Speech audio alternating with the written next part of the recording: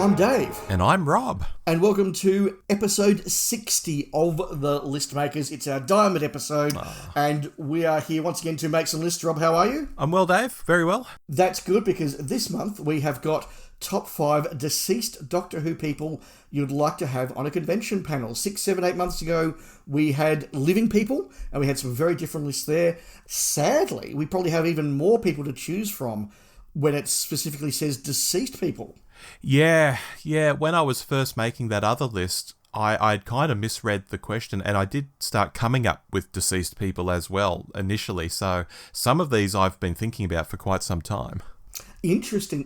So let's make our lists. Let's see how many snaps we have. It's a wide pool, so that would suggest there won't be many, but there are perhaps some very obvious candidates, which means there might be 2 or 3. Okay. I'm going to pitch in for 2. I could see at least 2 of mine being on your list, at least. So yeah, it's possible. Let's see how wide our lists are. Rob, it's your turn to make your list first. All right. In at number 5, I've got Jacqueline Hill. It seems so unfair that while we got William Russell living to a very old age and Carol Ann Ford starting off acting very young, and so she's still quite active today, even though she's only 85. Yeah.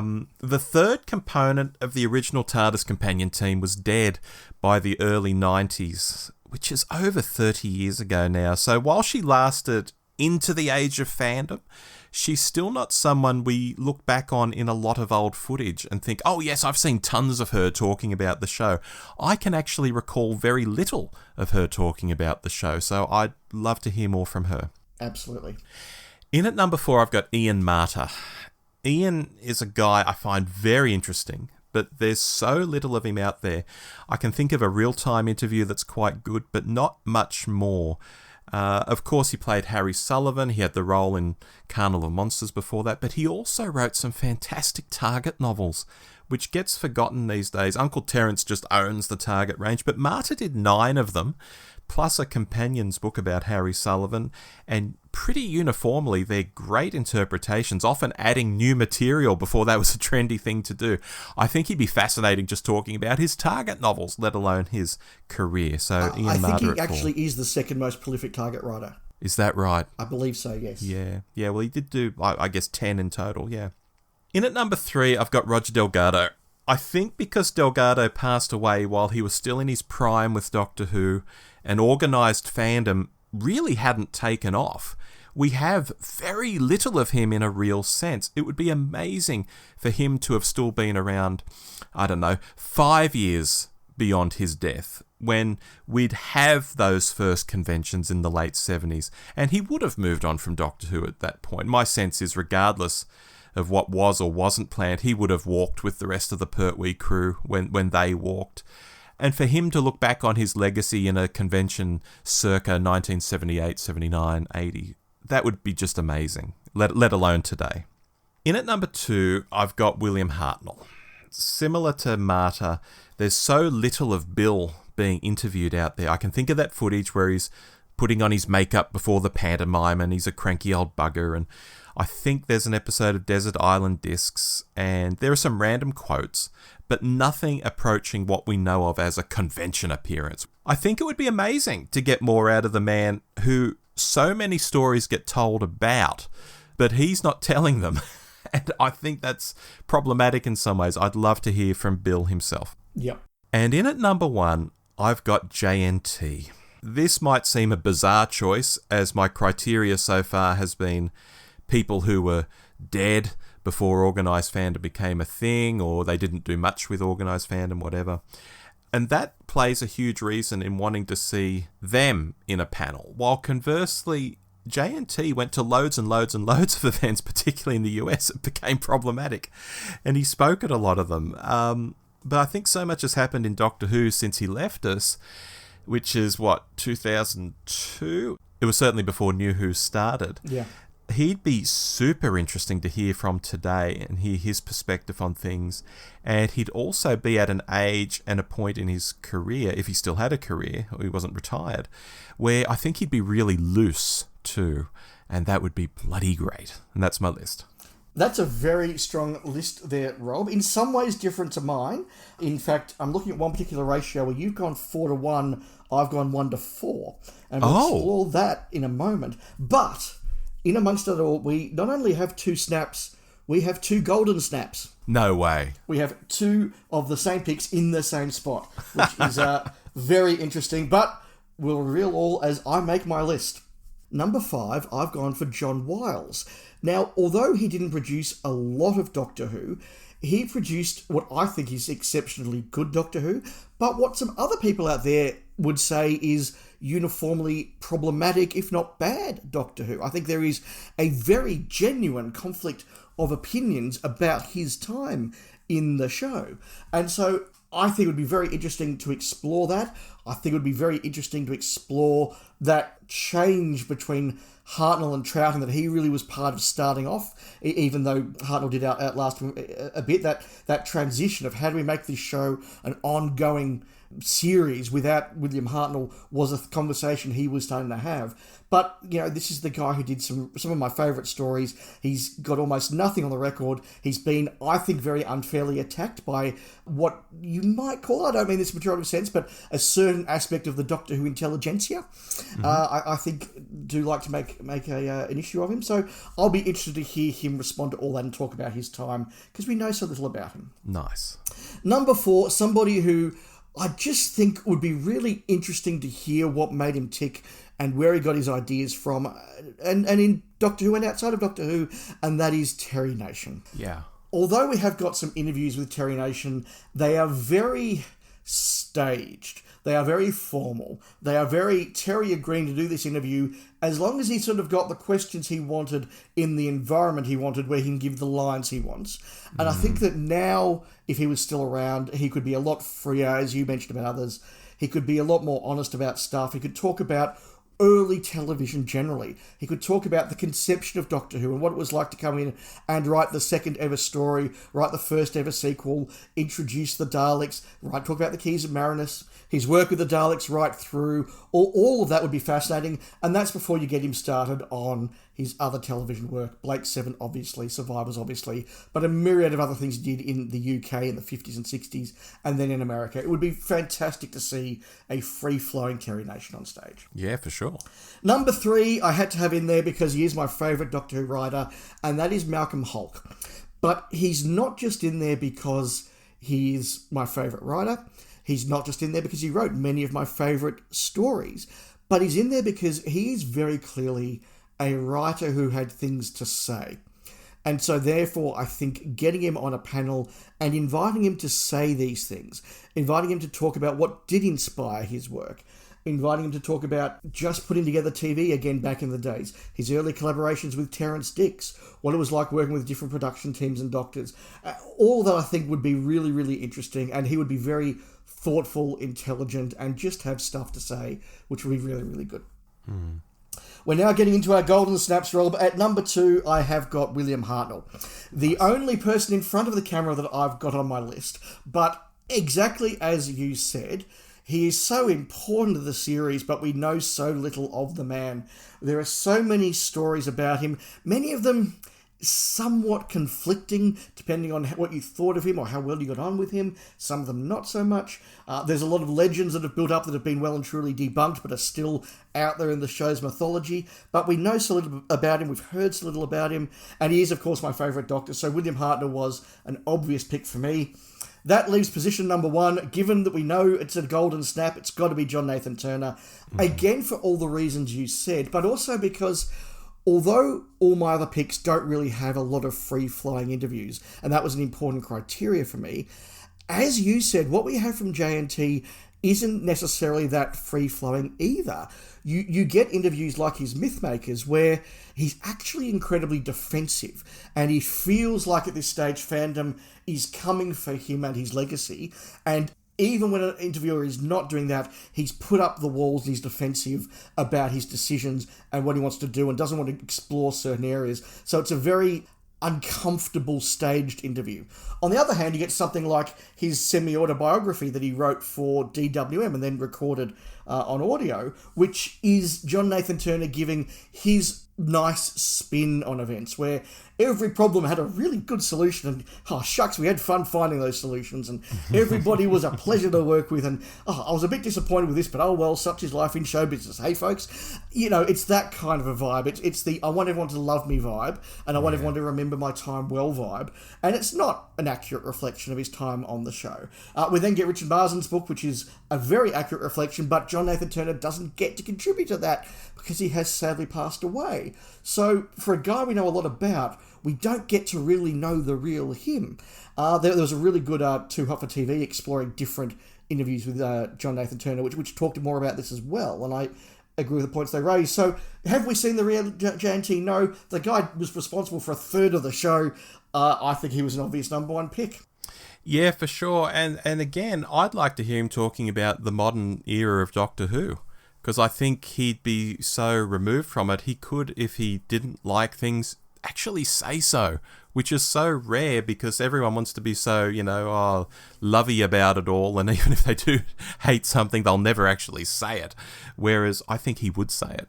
And I think he could really contrast what Russell T Davies did particularly with what he wanted to do, and to say, you know what, I would have loved to have done this sort of plot story, but there's no way we could have done it in 1980s television, or I would have liked to have this sort of a thing, but there's no way we could ever have afforded it.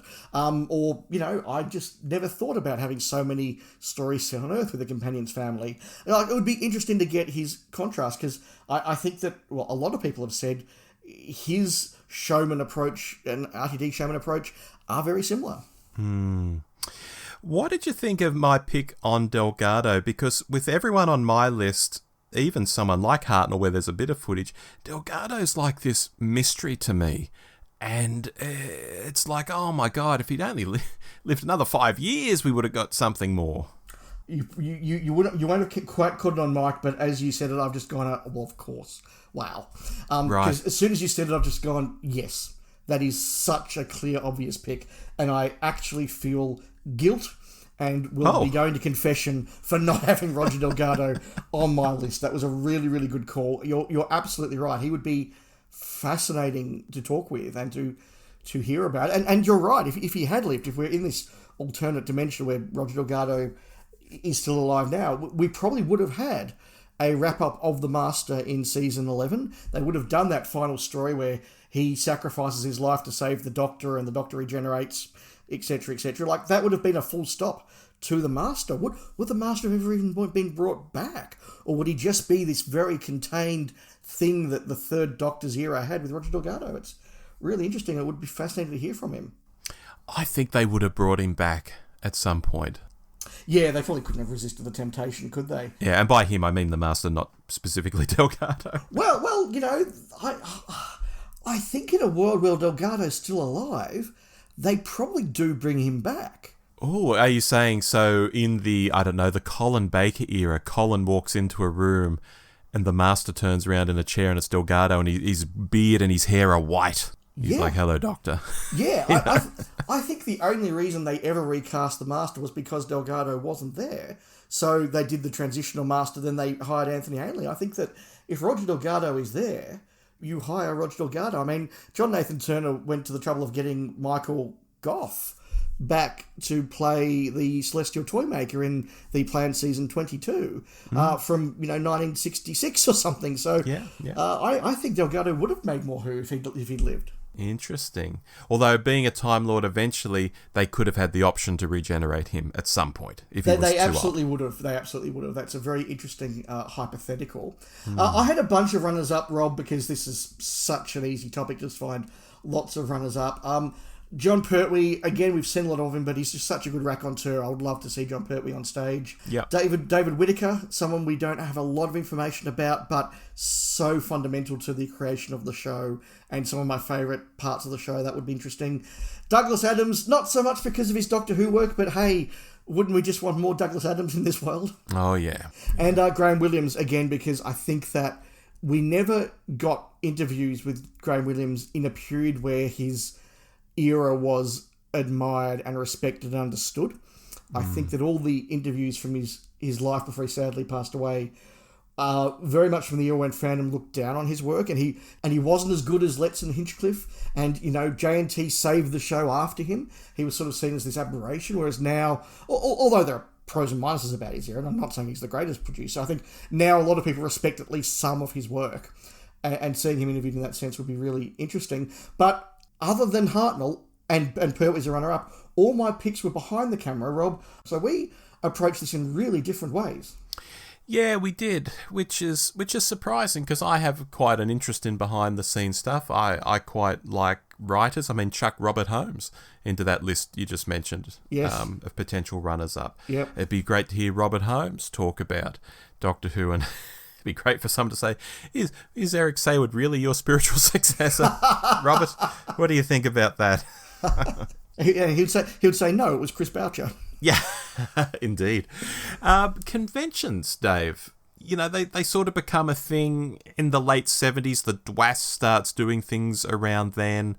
They get big in the 80s, particularly in the US, where there's just so much money to throw around. But the UK still does its annual panopticons and smaller events as well. We're kind of spoiled in some ways that so many people who aren't with us did get to some of these events and are on film or are on at least audio, and those things have been kept. But some people have fallen through the gaps just the same. Yes, that's absolutely the case. And the thing that the UK had that no other country could have was that thing of, oh, well, this creative or this actor just lives in the next village or a few, an hour away on the train, say. Yeah. So let's pay them 50 quid and just get them to our event with 50 people in a village hall for the day. And that would be really, really awesome. But none of that would have been recorded. None of that would have been on video. And one of the things that's been fascinating, particularly on the Blu-ray releases lately, have been these just somebody sitting at the back of a hall at a panopticon or a monopticon or whatever with a, home video camera and just recording some of these panels and some of these interviews. And some of them are really sketchy quality, but you get to see these people who had passed away really by the time that you and I were even active in fandom. Like a lot of these people, as you said, Jackie Hill, which was a great pick as well. Jackie Hill, by the time you and I were really properly in fandom and reading fanzines and DWM and seeing these sort of things, she was gone. Most of the people on our list, Hartnell, Hulk, Nation was gone by the mid-90s, Wiles, Whittaker, Adams was gone 2000-ish. Yeah, well, Ian Marter gone in 86, I think. 80, yeah. And he was only 42. Yeah, that's nuts. Even J&T didn't live, into this century, really. But so many of them were gone by the time you and I were teenagers, which is awful. But yeah, huge gaps of things that we missed. And as somebody whose first love is history and whose degree is in history, I know that any second-hand account of someone's time is only ever going to be a perspective. Yeah. And it doesn't matter how many second-hand accounts you have of William Hartnell, you don't get William Hartnell. You don't get Roger Delgado. You don't get John Wiles. And yeah, that's a real gap for everybody, and just something that would be very enjoyable. And like I say, look, Terry Nation, more than anything, was on my list because I've just gone, how good would it be to see Terry Nation talking about writing television and his imagination for an hour on stage? How good would that be? Yeah. And to follow on from that point, I think, Keith Barnfather at Real Time did record later panopticons, like from about the mid-80s at least. So some of those are kicking around. I've seen some. Yeah. And you see something like the Davo panel with, his companions from 85, 86, something like that. And someone says to Janet, what's coming up in your future? And she just leans into the microphone and says, suicide. Trying to be really too cool for school. And if someone just told that story, you think, oh, did she really say that? How did she say that? What did she mean? Yet we have that footage now. So it's entirely possible that other events, people did say outrageous things or interesting things or whatever, and they're either lost, or when people retell them, it's only their retelling of how it came across. And things do get twisted even within a generation. And this is how history works, right? It's fascinating. And as we were both saying about J&T, you take somebody like Peter Davison and say he had sadly passed away at the same time that J&T did, all we would have on record is Davo in his I'm too cool for school and I hate Doctor Who and I'm going to let you all know it phase. Yep. But because we've had another 25 years and hopefully many more years of Peter Davison, we've now had him sort of coming to peace with it a bit more and giving his more honest, more open. Actually, I did enjoy this story. I did like this story. I hated this story. I really hated this writer. Hello, Terence Dudley.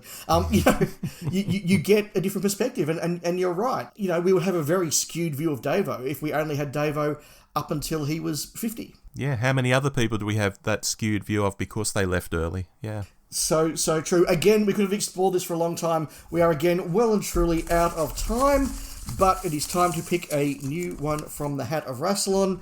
And we have, from listener High Heat Stats on Bluesky, top 5 prequels. Now, I had an exchange with Mr. Stats when he submitted this to me, and he made it clear what he means by prequels is a prequel to an existing story. So talking about how we get to the world that the Doctor arrives in. Okay, fair. I think that's going to be very interesting, but we'll make that list next month. Until then, I've been Dave. And I've been Rob. And we'll speak again soon. Bye-bye.